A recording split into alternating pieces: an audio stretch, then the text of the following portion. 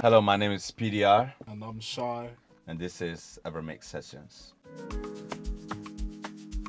So what made me fall in love with music? I would probably say my father.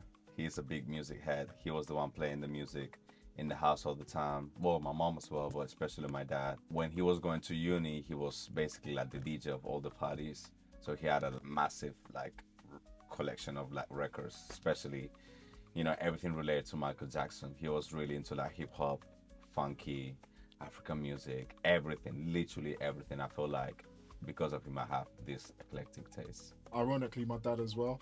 I was pretty much born in a music studio. My dad used to be on pirate radio, so it was in my life from I was a kid, really. But now it's probably been about in and out of music. I'd say probably 17 to 18 years. I'd say just dabbling with music, and yeah, just thought I'd take it seriously in the last year or so.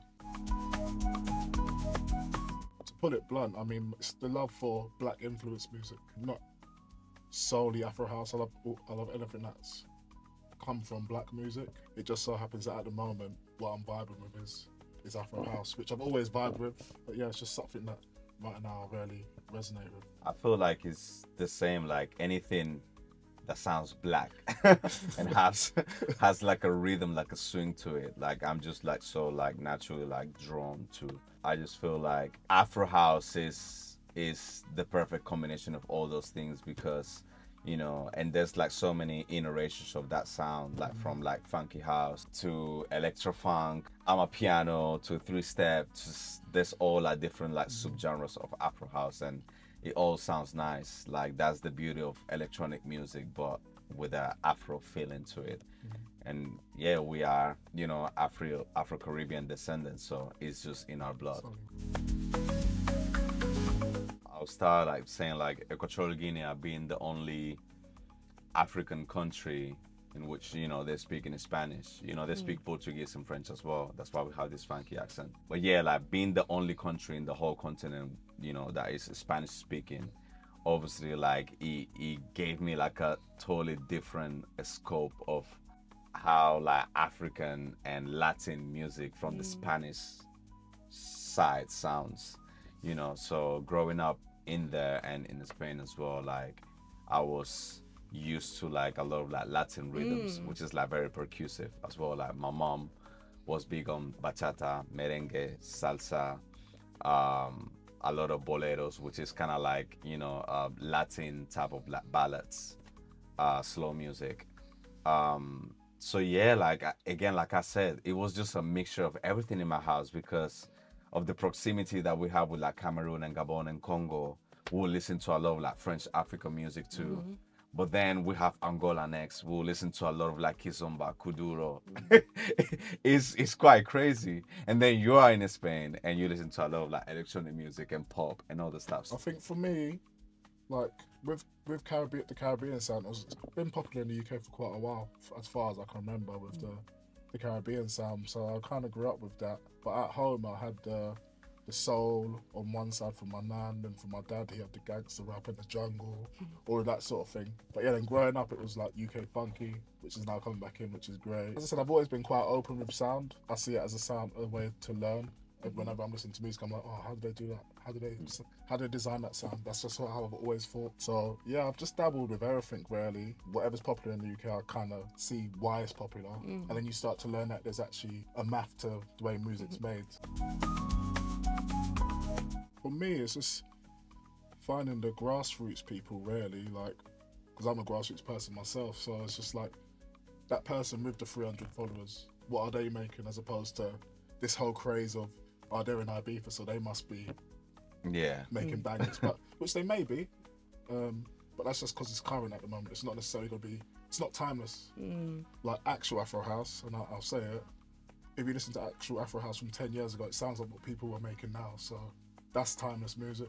Yeah, for me, it's just finding it. I'd say starting from the TikToks, the Instagrams, moving to the SoundClouds, and I think that's where you'll find that real, not chart music, but it's chart worthy. So to me, it's the same.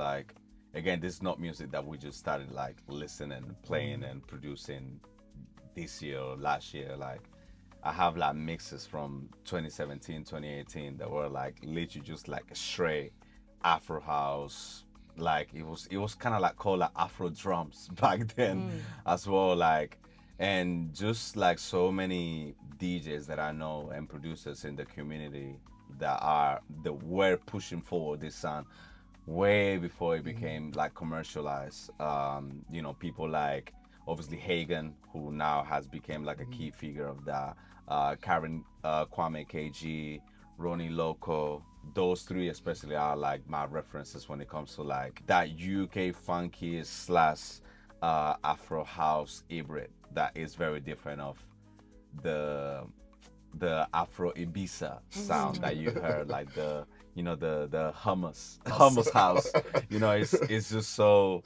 But like just events or parties like till 2 is the perfect example of like grassroots. You find this music at the events where people dance and you won't be seeing 24 phones up in front. So talking about grassroots, that's the real grassroots. Seth Combo just kind of like continue to push until 2, and the proper like black Afro electronic sound, because it's not just Afro house, like it's Afro electronic music what we pushing, and it's not a trend for us. It's what we love for ages, but just because people weren't ready to accept it back then, we have to kind of like play what is more accessible for us to be play music in venues like Afrobeats, dancehall, and then once people started like to be more open to those sounds, we have to give a lot of credit to Amapiano. Amapiano is the subgenre that kind of like opened the doors for people to be more interested in black electronic music, and it's just so important to us because and to all black electronic DJs in general, just because it's a way of like reclaiming back what it always has been ours. I mean, house music was created by black people, from like the house of Chicago, New York, to, the house, jazzy house made in South Africa, to the funky house making in the UK. It's all like different spectrums or different variations. Yeah, different variations of, depending on what part of the diaspora you are in, of the same feeling, which is house music, and house was made by black music. It's a tough one. I'd say yes, obviously, because you won't find an Amapiano night in High Ibiza, which is like the biggest club in Ibiza at the moment.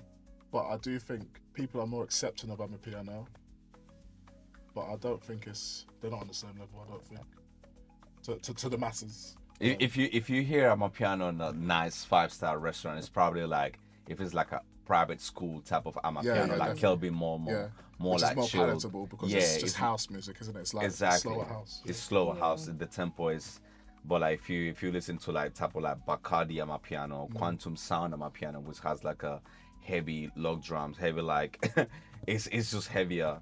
Like you're definitely not gonna find it in like commercial places. So I just feel like, again, I don't want to diminish the impact of Amapiano. Like Amapiano changed the game post-pandemic. Is the genre who has made African music popular on a global scale.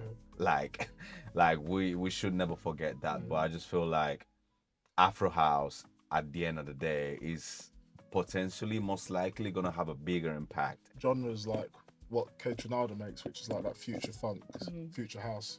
That's a lot slower. So that's slower than even slower than Amapiano. But it's because it's more familiar to people.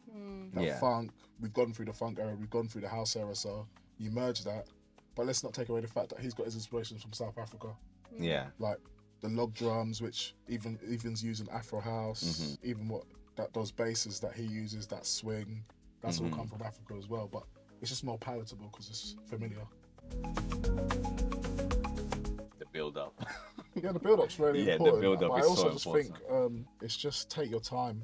Like you see a lot of producers within the first 20 seconds, they've already done a fat drop. There's been an elephant jump over the song, and it's done. And that's why the build up is so important. It's done 4 backflips, and it's already dropped by the 40th second, and you're like, oh, yeah, what's happened there? Like that's so rushed. I've just done. There's like, and I think especially with like bass lines, you need to just let it breathe. But you find a lot of people are just like, oh, that sounds really cool, so I'm just gonna add a bass, bomb, bomb, bomb, bomb, bomb, and then you're like, oh, cool, sounds great on the speakers in the club, I get it, Yeah. but musically, I just don't think it makes sense. Like, but it's irrelevant because if the masses like it, the masses like it. He's a machine when it comes to like the software Okay, and like interesting. just like the technical aspect of like music. He's been doing music for longer than I've been. I think like this is my 8th year in music, whilst he's been like pretty much since he was a kid. Wow. So there was like a huge difference in how much music, proper like music knowledge and technical skill he has, which I really appreciate because it's making me not only a better DJ but a better producer as well. I guess when it comes to me, it's more like I'm very like more like the feel of things, and again like I'm just like random and spontaneous. I dabble with the keys, but I wouldn't say I'm a fluent player, but I can make music, so Yeah, if I me need either. to Like improvise, I can. I dive into like playing like guitar when I was like literally just like playing at church when I was like 15 or something like that. And there was a time like, in the last 3-4 years that I was like really just like practicing keys, but I need to take it more seriously because it's like dexterity, like one of those things, if you stop doing it you just lose it. So it's just like keep it consistent. So we're kind of like now in the process of like getting back to like sharpen the tools and like not only use the laptop but also like be able to like play music. Yeah.